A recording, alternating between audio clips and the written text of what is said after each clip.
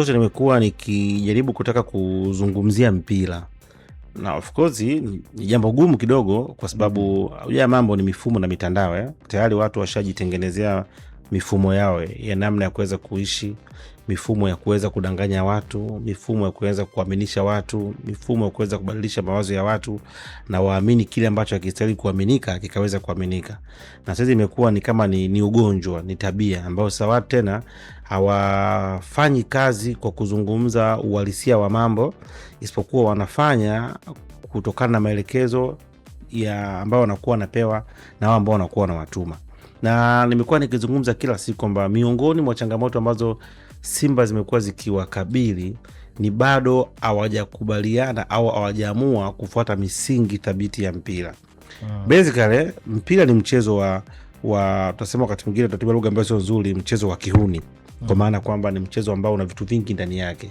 Kuna fitina ziko ndio unatashangaa leo hata timu mbalimbali zinakwenda sehemu unakuta inaachwa airport, wakati mwingine zitatokea foul ambazo ni mambo ya kawaida kwenye mchezo mpira wa miguu. Sehemu yote ambapo panakuwa pana ushindani, fouls hazikosekanaji. Hata kwenye siasa, sio uchaguzi wa Afrika tu, hata huko Marekani utasikia mara pengine sio kuna mtu kuna foul ilichezwa, kuna kula zikuhesabika, zauzi ziliingia huku. Kwa hiyo ni mambo ambayo kwenye ushindani yanatokea. Yani when it comes kwenye ushindani ambao unahusisha binadamu bila kuwa na hofu ya Mungu kwa maana ya kiimani, basi mwanadamu huaga anatumia akili yake wakati mwingine kwenda mamaili nyingi mbele kuweza kutaka kujaribu kupindisha vitu fulani. Ni vitu vya kawaida, lakini hiyo peke yake haikufanyi ushindwe kuamini katika weledi. Na ndio ukiangalia watu wanafanya investment kubwa sana katika mpira. Sasa nilichokiona ni kwamba wakati wenzao wakijaribu kutafuta mafanikio ya kweli, wao wameendelea kuwa na the same mindset, kuamini kwamba tunaweza kuchukua ubingwa katika misingi ile ile na watu wale katika stali ile ile katika dunia nyingine. Yaani dunia imebadilika. Kwa hiyo wameendelea kutumia mbinu zile zile ambazo walikuwa wanatumia huko nyuma kwa wakati ambao sio wakati sahihi. Wanachowazidia wenzao ni kwamba walibadilisha mind. Wenzao wamebadilisha kwa maana kwamba wamechukua kizazi ambacho kinaakisi wakati uliopo.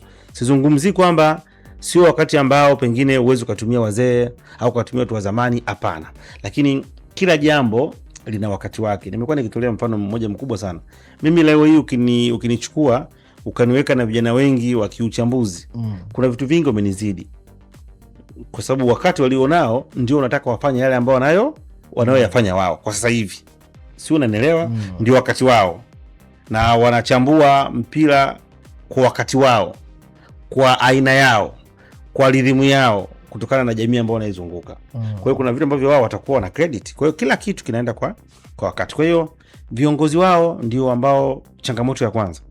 Ni watu ambao wanataka kuendelea kuaminisha kwamba bado wana nafasi ya kuweza kuwaongoza katika mazingira yale kwa njia zile zile, taratibu zile zile, alafu wachukue makombe katika mazingira hayo, kitu ambacho hakiwezekani. Sasa hizi pameibuka propaganda kubwa sana ambazo zimekuwa zikiendelea. Na zilianza before, na nilikwambia kwamba itafika hatua utaanza kuona excuse na kushift burden watakapoona kwamba imeshindikanika. Msimu unapokuwa unaanza, kauli inakuwa ni kujenga timu. Kwa sababu wanakuwa hawakiamini ambacho wako nacho, wakikompea na wengine. Tunajenga timu yetu na nini, hatuna pressure hivyo. Msimu ukishasogea kidogo, wakaona wameshinda mechi ya kwanza, mechi ya pili, mechi ya tatu, mechi ya nne, wanaingia kwenye ushindani. Ukichanganya vizuri, they deserve to be the winner, waweze kushinda. Wanaenda, wakifika hatua kaanza kuona na wengine na wana react na wanakuja, kauli na change. Hakuna fair ground, hakuna fair competition, hakuna fair decision, tunaonewa. Wanaipandikiza hiyo. Ikisha kwenda hiyo, ikijaa, ndio inakwenda kuwapelekea wamalize msimu, waanze na msimu ujao. Kwa leo hii hakuna mtu ambaye ataanza kuoji miaka 5 hii Simba anakosaje ubingwa. Je, kila mwaka yanaibuka mapungufu mapya, makosa mapya, au ni makosa yale ambayo amekuwa akiyafanya? Uwezi kukuta hayo maswali. Tuanze kuangalia, je, kiwango cha timu kinapanda au kipo stagnant? Uwezi kukuta hayo maswali ya hiyo timu. Je, muunganiko wa usajili umekaaje? Uwezi kuona hizo questions. Kwa sababu tayari watu washahamishwa, na kuna baadhi ya watu ambao ndio wachambuzi na ndio hivyo tena wameshaingizwa huko. Kwa hiyo ilianza kutengenezwa muda mrefu. Leo hii ile mechi ya Yanga na Simba ndio imekuwa kama ndio kigezo kikubwa saizi ya Zanzibar, kwamba tungepata lile goli ingekuwa pengine tunaongoza. Wanasahau kwamba Yanga na TRA Arusha alifunga goli zuri sana na Mwanengo, goli ambalo lilikwenda kwenda kutanua alama. Unanifahamu si? Mechi Yanga alikuwa anashinda goli 1-0. Kwa hiyo na Yanga naye haya, nyie mlikuwa mmekosa pointi 2 za kule, na Yanga naye kwamba amekosa pointi 2 zile, na nyinyi mngepewa na wewe angepewa, still bado kuna pointi 2. Haya, mechi ya Zanzibar ulinyimwa, ya Dar es Salaam suna unaelewa ninachokwambia? Okay, sawa. Haya, Yanga alifungwa na Dodoma Jiji, wewe ulitumia gap vipi vizuri kuweza kujisahihisha? Sasa ndio ilikuwa golden chance. Moja ya njia bora ya kufanya uweze kuchukua ubingwa ni kumfunga kompyuta wako.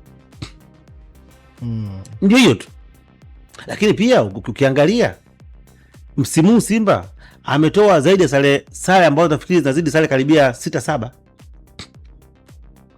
Okay. Kwa sababu ukiangalia Simba amaliza ligi akiwa na pointi 70 ngapi? 73. Yes. Yes. Pungufu ya pointi 20. Sawa? Na 7. Inakuwa 17 kwa sababu ligi ina pointi 90. Kama pointi ngapi? Pointi 17. Sahihi. Pointi ngapi? 17. Kwa hizo pointi hizo 17 hizo zote umezipotezaje?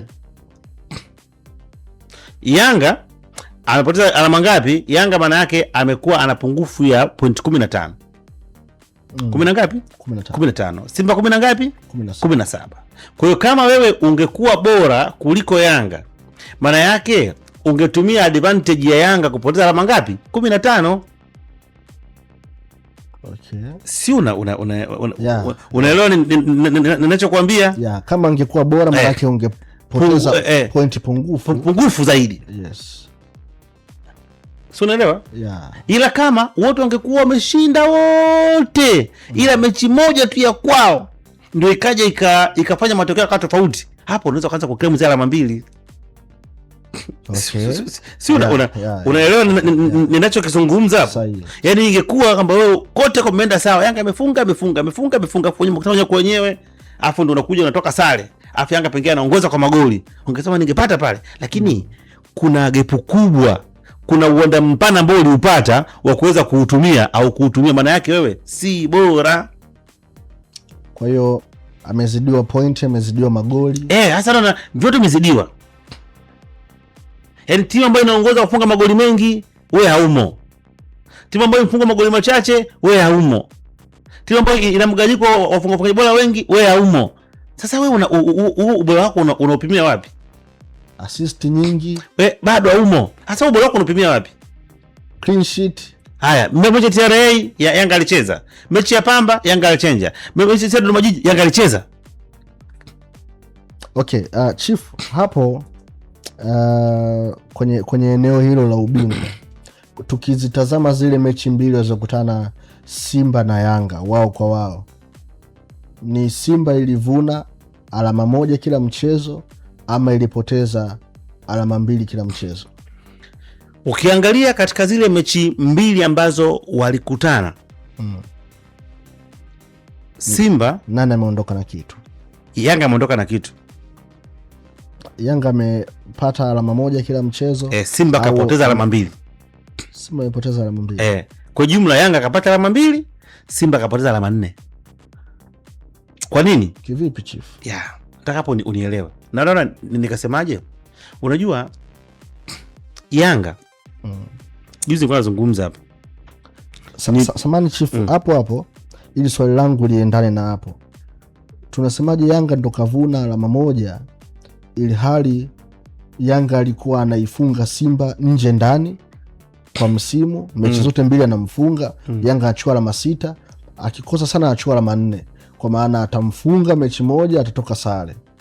Sasa hivi anaenda kuchukua alama 2. Sasa iweje Yanga ndo kapata na sio Simba amepata? Yanga amevuna kwa sababu alijua kwamba kitu pekee ambacho kinaweza kikamnyima ubingwa ni kuruhusu kufungwa na Simba. Na wewe nikwambia kwamba ili uweze kuwa being comfortable, opponent wako mfunge. Sahihi. Ndio kwa nyuma alikuwa anamgeuza tu nyumbani, anamfunga, ugeni anamfunga, hapakuwa na pressure. So unaelewa? Lakini msimu huu ukiangalia, kama utaangalia mechi ya Zanzibar, utaangalia mechi ile ya Isamuyo, ni mechi ambazo Simba alizidominate kwa sehemu kubwa. Sasa kwa kitu wanakisahau, kudominate game sio kupata matokeo. Sahihi.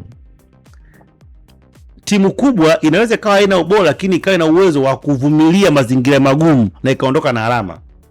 Ukiangalia mechi ya Morocco na Brazil, ile mechi totally Brazil alikuwa anatakiwa afungwe. Kwa hiyo Brazil ameondoka na alama. Morocco kapata alama hizi. Ile mechi kwenye kila namna Brazil alikuwa amezidiwa.